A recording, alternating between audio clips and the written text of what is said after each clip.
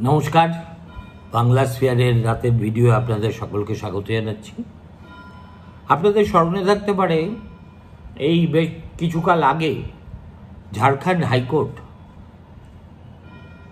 রাজ্যের মুখ্যমন্ত্রী হেমন্ত সোরেনকে ওই যে মানি লন্ডারিংয়ের কেসে এনফোর্সমেন্ট ডাইরেক্টরেট তাকে ধরেছিল, সেই মামলায় তাকে জামিন মঞ্জুর করে। এনফোর্সমেন্টের ডাইরেক্টরেটের অবশ্যই সেটা পছন্দ হয়নি। তারা এই রায়ের বিরোধিতা করে সুপ্রিম কোর্টে গিয়েছিল। আজ সুপ্রিম কোর্ট হাইকোর্টের এই জাজমেন্টের উচ্ছ্বসিত প্রশংসা করে একথা বলেছে যে this is a very well reasoned order, এবং তারা এই রায়ে হস্তক্ষেপ করার কোনো কারণই দেখছেন না। ইডির পক্ষের কৌঁসুলি তিনি তবুও সাধ্যমতো চেষ্টা করে গিয়েছিলেন যে বিষয়টাকে যদি আর্গুমেন্টের স্টেজে অন্তত আনা যায়, নোটিশ দেওয়া হয় ইত্যাদি এবং ইত্যাদি। তখন বিচারপতি বি.আর. গাভাই তিনি অ্যাডিশনাল সলিসিটর জেনারেলকে সচেতন করে বলে দিয়েছেন, we don't want to observe anything further. If we observe anything further, you will be in difficulty. Very well reasoned judgment has been rendered by the learned judge. যখন তিনি পিড়াপিড়ি করছেন, তখন supreme কোর্টের একজন বিচারপতি, যিনি অনতিকালের মধ্যে দেশের প্রধান বিচারপতিও হবেন, তিনি ইডির কৌঁসুলিকে মুখের উপর বলে দিয়েছেন যে দেখুন, বেশি বাড়াবাড়ি করবেন না। আমাদের যদি এর চাইতে বেশি কিছু লিখতে হয় বা বলতে হয়, তাহলে আপনি বিপদে পড়বেন। ইডির বক্তব্য কী ছিল যে হেমন্ত সোরেনের এই যে হাইকোর্টের রায়ের বিরুদ্ধে তারা গেলেন, তাদের মূল বক্তব্য ছিল যে যেসব সাক্ষীর বয়ান ইডি সংগ্রহ করেছিল সেগুলোকে ঝাড়খণ্ড হাইকোর্ট কার্যত গ্রাহ্যের মধ্যেই নেয়নি। অ্যাডিশনাল সলিসিটর জেনারেল বোঝানোর চেষ্টা করলেন যে এইভাবে সমস্ত সাক্ষীর বয়ানকে উড়িয়ে দেওয়া, যেটা পিএমএলএ সেকশন 50-তে রয়েছে, সেটা মোটেই উচিত হয়নি। সেই কারণেই রাঁচি হাইকোর্টের এই রায়ের বিরুদ্ধে আমরা অ্যাপিল করেছি। এবার আপনাদের খুব সংক্ষেপে কেসটা কি সেটা বলা যাক। সেটা হচ্ছে ইডি হেমন্ত সোরেনের বিরুদ্ধে প্রধানত দুটো কেস করছে।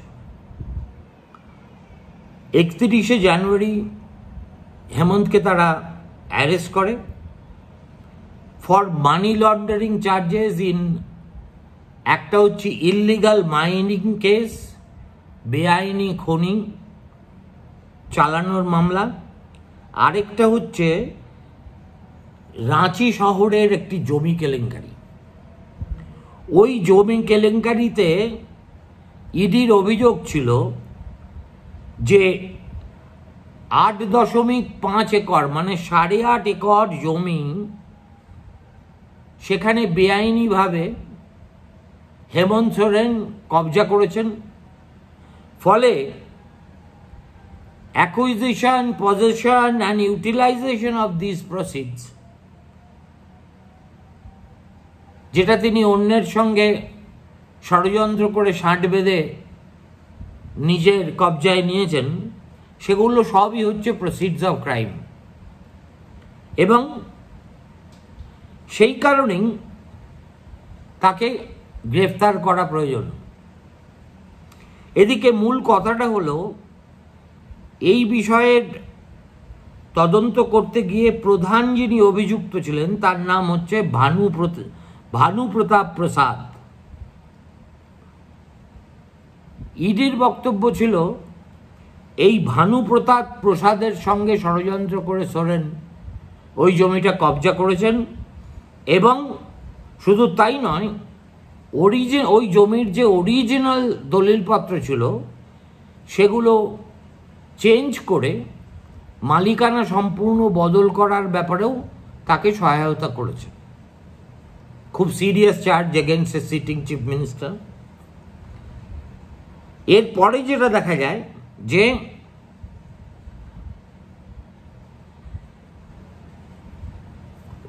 লোকসভা ভোটের, আপনাদের স্মরণে থাকতে পারে 2024-এর কিছুদিন আগে সুপ্রিম কোর্টের দ্বারস্থ হয়েছিলেন হেমন্ত সোরেন তাকে অন্তর্বর্তীকালীন জামিন দেওয়ার আবেদন জানিয়ে, কিন্তু সেই আবেদন শোনাই হয়নি। তারপরে যখন গ্রীষ্মকালীন অবকাশ শুরু হয়ে গেল, তখন সোরেনের পক্ষ থেকে আরও একবার ভেকেশন বেঞ্চে অ্যাপিল করা হয় এবং চ্যালেঞ্জ জানানো হয় ইডির অ্যারেস্টকে।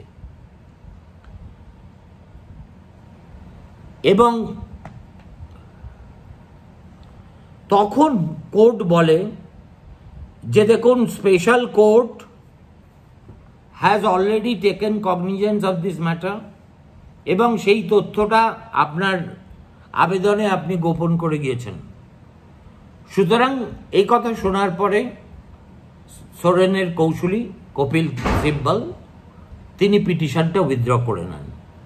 তারপরে সোরেন যান হাইকোর্টে। হাইকোর্টে বিষয়টি নিয়ে দীর্ঘ শুনানির পরে সোরেনকে জামিনে মুক্তি দেওয়া হয়, এবং হাইকোর্টের রায়ে পরিষ্কার বলে দেওয়া হয় যে সোরেন এই জমি কেলেঙ্কারির সঙ্গে যুক্ত এই রকম কোনো তথ্য বা সাক্ষ্য ইডি আদালতের সামনে উপস্থিত করতে পারেনি। এছাড়া of the land inquiry, ED's statements were ambiguous. ED কি বলতে চাইছে সেটাও পরিষ্কার নয়। রাঁচি হাইকোর্টের এটা একটা স্ট্রিকচারের মতো অর্ডার ছিল। হাইকোর্ট বলেছিল যে পিএমএল এর সেকশন 45-এ যে দুটো পূর্বশর্ত ফুলফিল করার কথা বলা আছে, এই দুটোই সোরেনের ক্ষেত্রে ফুলফিলড হয়েছে। সুতরাং তাকে মুক্তি দেওয়া ছাড়া আদালতের আর কোনো উপায় নেই। ওই হাইকোর্টের অর্ডারে এটাও বলা হয়েছে যে এই যে প্রধান অভিযুক্ত ভানুপ্রতাপ প্রসাদ, তার বাড়ি থেকে অসংখ্য জমি সংক্রান্ত কাগজপত্র ইডি উদ্ধার করেছে, কিন্তু তার একটিতেও সোরেন বা তার পরিবারের কোনো সদস্যের নাম উল্লেখ নেই। এই রায় বেরোনোর পরে ন্যাচারালি ইডির বেইজ্জতি, এবং ইডি তখন সুপ্রিম কোর্টে যায় এবং সুপ্রিম কোর্টে গিয়ে বলে, যেখানে হাইকোর্ট বলছে যে তোমরা এমন কোনো তথ্য প্রমাণ দিতে পারোনি যার সঙ্গে সোরেনকে ওই জমির সঙ্গে লিঙ্ক করা যায়, তখন বলছে না স্যার, আমাদের সাক্ষীরা তো বলেছে। যেন সাক্ষীদের বলা কথা হচ্ছে ধ্রুব সত্য, এবং সাক্ষীরা কেন কি বলে আজকের ভারতবর্ষে তো তা গোপন নেই। ফলত গাভাইয়ের কোর্ট এটাকে পাত্তাই দেননি এবং না দিয়ে বলেছেন যে আপনি বলতে চাইছেন অ্যাডিশনাল সলিসিটর জেনারেলকে যে mutation was done for some Rajkumar Pahawan. So you must show some nexus with the original entrant. Except for saying that some visits to the property were made. What is there? এছাড়া আপনারা ঘোড়ার ডিম কোন তথ্য প্রমাণ দিয়েছেন? এই কথাটা এসজিকে জিজ্ঞেস করেন জাস্টিস বিশ্বনাথন। এবং বারে বারে যখন এসজি বলতে শুরু করেন যে পিএমএল এর 50 ধারা অনুসারে আমাদের কাছে যারা সাক্ষ্য দেয় তাদের একটা আইনগত বৈধতা আছে, তখন আবার বিশ্বনাথন তাকে বলে দেন যে দেখুন হাইকোর্ট কেন এবং কোন কারণে এই সাক্ষ্যগুলিকে ডিসরিগার্ড করেছে সেটাও তো তাদের অর্ডারে খুব চমৎকার করে ব্যাখ্যা করা আছে। এরপরে এই এমন একটা সুন্দর রায়কে নিয়ে কোনো কাটাছেড়া করতে আমরা রাজি নই। দেখুন, সে শাসিত হেমন্ত সোরেন হাসলেন। ঝাড়খণ্ড হাইকোর্ট এই জাজমেন্টটা দিয়েছিল 28শে জুন, তার মানে আর হেমন্ত সোরেনকে অ্যারেস্ট করা হয়েছিল 31শে জানুয়ারি। দেখুন, উদ্দেশ্য ছিল একটাই, যাতে ভোটের বাজারে ঝাড়খণ্ডের মুখ্যমন্ত্রীকে গুমঘরে চালান করে সেখানেই রেখে দেওয়া যায়। এছাড়া আর দ্বিতীয় কোনো উদ্দেশ্য ছিল বলে মনে হয় না। অরবিন্দ কেজরিওয়ালের মামলা আর হেমন্ত সোরেনের মামলায় আদৌ যদি কোনো পার্থক্য থেকে থাকে তাহলে সেটা এখানেই। আর সবচেয়ে বড় কথা, কেজরিওয়ালের মামলাতেও তো সুপ্রিম কোর্ট তাকে ইডির মামলাতে তো জামিন দিয়ে দিয়েছে। তার ঠিক অব্যবহিত পরেই সিবিআই তাকে অ্যারেস্ট করেছে যাতে তার তিহার বাস আরো দীর্ঘায়িত হয়। ওই মামলাতেও শেষ পর্যন্ত কি হবে না হবে তা আমরা বলতে পারি না। আমার প্রশ্ন হচ্ছে যে এর পরেও কি এই কেন্দ্রীয় তদন্তকারী সংস্থাগুলো সবক শিখবে? একজন মুখ্যমন্ত্রী, তার ক্ষমতা আছে, আর্থিক রাজনৈতিক প্রভাব আছে, তিনি